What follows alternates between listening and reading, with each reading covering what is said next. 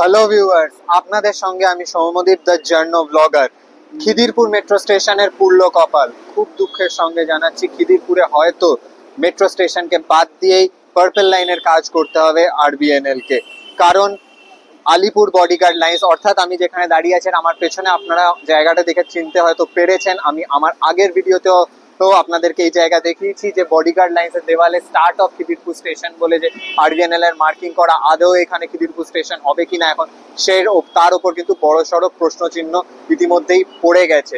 কারণ Alipur bodyguard লাইন্সে 837 square kilometre জমি যে আরবিএনএল চেয়েছিল ডায়মন্ড হারবার রোডে মেট্রোর কাজ চলাকালীন ট্রাফিক ডাইভারশন আর ইউটিলিটি শিফটিং এর জন্য, সেই আলিপুর বডিগার্ড লাইন্সের জমি দিতে কার্যত না করে দিয়েছে নবান্ন। আপনারা ঠিক শুনেছেন, গত শনিবার অর্থাৎ গত রবিবার অর্থাৎ 8ই জুন টাইমস অফ ইন্ডিয়ায় প্রকাশ হওয়া খবরের থেকে জানা যাচ্ছে যে আরবিএনএল কিন্তু ইতিমধ্যেই খিদিরপুর মেট্রো স্টেশনের জন্য যে জমি দরকার ছিল, অর্থাৎ খিদিরপুর মেট্রো স্টেশনের জন্য নয়, খিদিরপুর মেট্রো স্টেশনে কাজ চলাকালীন ট্রাফিক ডাইভারশন এবং ইউটিলিটি শিফটিং এর জন্য যে 850 স্কোয়ার কিলোমিটার কাছাকাছি জমি এই আলিপুর বডিগার্ড লাইন্সে আরবিএনএল চেয়েছিল, সেই বডিগার্ড লাইন্সের জমিতে আরবিএনএল এর বিগ নো হয়ে গেছে। স্টেট ইতিমধ্যেই বিগ নো বলে দিয়েছে এবং তার কারণে মোমিনপুরের পর হয়তো এবার নেক্সট স্টেশন হতে চলেছে ভিক্টোরিয়া মেট্রো স্টেশন, অর্থাৎ পার্পল লাইনের প্রথম underground metro station Khidirpur metro স্টেশনের ভবিষ্যৎ পুরোপুরি এই মুহূর্তে অনিশ্চয় হয়ে গেছে। তবে ভিডিওটি শুরু করার আগে ঝটপট আমার চ্যানেল নতুন হলে আমার চ্যানেল দ্য জার্নো ব্লগারকে সাবস্ক্রাইব করতে ভুলবেন না। মনে রাখবেন, আপনাদের এই সাবস্ক্রিপশনই আমার কাছে মোটিভেশন আপনাদের জন্য এইরকম detailed research and evidence back content, অর্থাৎ আমি প্রমাণ ছাড়া কোনো কথা বলি না, যা পাবলিশড হয় সেটিকেই ব্যাখ্যা করে অ্যানালাইজ করে আপনাদের সামনে আমি তুলে ধরছি। তো এইরকম কন্টেন্ট বানানোর যে মোটিভেশন, সেই মোটিভেশন আপনাদের সাবস্ক্রিপশন থ্রু আমাকে ঝটপট দিয়ে দিন। চ্যানেলে নতুন হয় চ্যানেলটা সাবস্ক্রাইব করে ফেলুন এবং ভিডিওটিকে লাইক করতে ভুলবেন না। তো চলুন দেরি না করে শুরু করা যাক। খিদিরপুর মেট্রো স্টেশনের ভবিষ্যৎ কি? খিদিরপুর মহালক্ষ্মী মন্দিরের সামনে ডায়মন্ড হারবার রোডের যেখানে আমি দাঁড়িয়ে আছি, এইখানে হওয়ার কথা ছিল প্রস্তাবিত খিদিরপুর মেট্রো স্টেশন, কিন্তু তার জন্য আলিপুর বডিগার্ড লাইন্সে ট্রাফিক ডাইভারশন এবং ইউটিলিটি শিফটিং এর জন্য আরবিএনএল 837 স্কোয়ার কিলোমিটার ল্যান্ড চেয়েছিল রাজ্যের কাছ থেকে। তবে সেই ল্যান্ডে পুরোপুরিভাবে না বলে দেওয়ায় কার্যত সমস্যায় পড়ে গেছে আরবিএনএল এবং তাদের কাছে শেষ উপায় খিদিরপুর মেট্রো স্টেশনকে হয়তো বাদ দিয়েই কাজ করতে হবে পার্পল লাইনের, যার জন্য মোমিনপুর থেকে ভিক্টোরিয়ার মাঝে দূরত্ব হয়ে দাঁড়াচ্ছে 3.5 কিলোমিটারেরও বেশি, অর্থাৎ 3.7 কিলোমিটার, যা কিন্তু ইন্টারন্যাশনাল স্ট্যান্ডার্ডস অনুযায়ী অনেক বেশি। কেন বাদের খাতায় চলে গেল খিদিরপুর মেট্রো স্টেশন? যেই খিদিরপুর মেট্রো স্টেশন থেকে কথা ছিল যে এর দিনে প্রায় 44,000-এরও বেশি যাত্রী এই খিদিরপুর মেট্রো স্টেশন থেকে যাতায়াত করবে 2035 সালের মধ্যে। এমনকি এক কথা গত শনিবার মেট্রো রেলের জিএম স্বয়ং পি উদয় কুমার রেড্ডিও তিনি আক্ষেপের সঙ্গে বলেছেন যে এই খিদিরপুর মেট্রো স্টেশন যদি একান্তই না করা যায় বা পুরোপুরিভাবে বাদই করে দিতে হয়, তাহলে 44,000 মানুষ খিদিরপুর এলাকার স্কুল, কলেজ, হসপিটাল, আপনারা জানেন যে এখানে সামনে Saint Thomas School and College আছে, ওদিকে ইকবালপুর রয়েছে, এদিকে খিদিরপুর, ইকবালপুর, মোমিনপুর প্রচুর সাধারণ রেসিডেন্সিয়াল এলাকা রয়েছে। তো প্রচুর সংখ্যক মানুষ যেরকম মেট্রোর সুবিধা পাওয়া থেকে বঞ্চিত হবে, অন্যদিকে স্কুল কলেজের বাচ্চারা অর্থাৎ যারা ফ্লোটিং প্যাসেঞ্জার্স তারাও এখানে মেট্রোর সুবিধা পাওয়ার থেকে বঞ্চিত হবে। তাই কেন বাদ করতে হলো খিদিরপুর মেট্রো স্টেশনকে? সব থেকে বড় কথা, এই আলিপুর বডিগার্ড লাইন্সে এর জমি, অর্থাৎ রাজ্য সরকার কার্যত নাই বলে দিয়েছে, এমনটাই জানা যাচ্ছে টাইমস অফ ইন্ডিয়ার রিপোর্ট থেকে। খিদিরপুর মেট্রো স্টেশনকে স্কিপ করলে এই পুরো প্রজেক্টের যা বাজেট, সেই বাজেট আবারও বেড়ে যাওয়ার সম্ভাবনা থাকছে।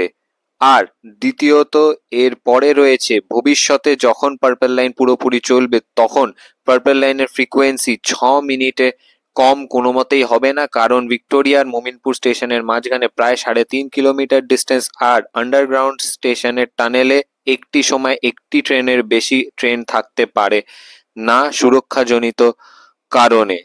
এবং তৃতীয়ত এর পরে রয়েছে যে যদি কোনো সময় ভিক্টোরিয়া স্টেশনে লোডশেডিং বা পাওয়ার আউটেজ হয়, তখন তার সবচেয়ে কাছের স্টেশন পার্ক স্ট্রিট, যা কিনা মোমিনপুর সাবস্টেশন থেকে প্রায় 5 কিলোমিটার দূর। তাই ট্রেন টানেলের মধ্যে যদি একবার লোডশেডিং এর জন্য আটকে যায়, সেটিকে উদ্ধার করে আনা বহুতই কঠিন কাজ হতে চলেছে। আর শেষ সমস্যা হতে পারে যে আরো বেশি টানেলের কাজ করতে হবে, কারণ এই মুহূর্তে জুন মাসেই টিবিএম লঞ্চ করার কথা রয়েছে খিদিরপুর থেকে ভিক্টোরিয়া স্টেশন পর্যন্ত, কিন্তু খিদিরপুর স্টেশন না হলে মোমিনপুরের পরও টানেলের কাজ করতে হবে। আর শেষমেশ যদি খিদিরপুর স্টেশন একান্তই না হয়, তাহলে মেট্রো যেরম একদিকে দিনে 44,000 মতো যাত্রী হারাবে, যা খিদিরপুর স্টেশন মেট্রোকে দিতে চলেছিল, যা এমন একটি সার্ভেতে উঠে আসে। এবং অন্যদিকে অবশ্যই খিদিরপুরের স্থানীয় মানুষ, তারাও মেট্রোর পরিষেবা থেকে বঞ্চিত হবে। প্রথম ফেজে ভিক্টোরিয়া অবধি এই টিবিএম সুড়ঙ্গ কাটবে এবং সেকেন্ড ফেজে ভিক্টোরিয়া থেকে পার্ক স্ট্রিট অবধি সুড়ঙ্গ কাটবে। পার্পেল লাইনের লাস্ট ফেজের সুড়ঙ্গ আপনারা জানেন এখনো অবধি জানা যায় যে কাট অ্যান্ড কভার মেথডে হবে।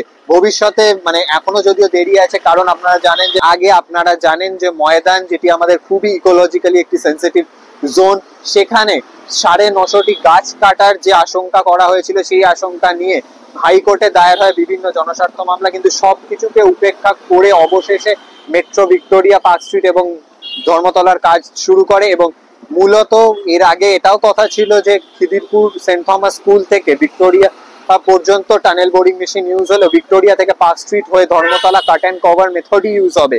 কিন্তু সেটাকেও মেট্রো রেলওয়ে এই মুহূর্তে পরিবেশ অর্থাৎ ময়দানের যে গাছ, সেই গাছকে বাঁচানোর জন্য টিবিএম ইউজ করার সিদ্ধান্ত নিয়েছে। কিন্তু এই মুহূর্তে পার্ক স্ট্রিট থেকে ধর্মতলা কিভাবে হবে সেটা আপাতত যা জানা যায় যে কাট অ্যান্ড কভার মেথডে হবে।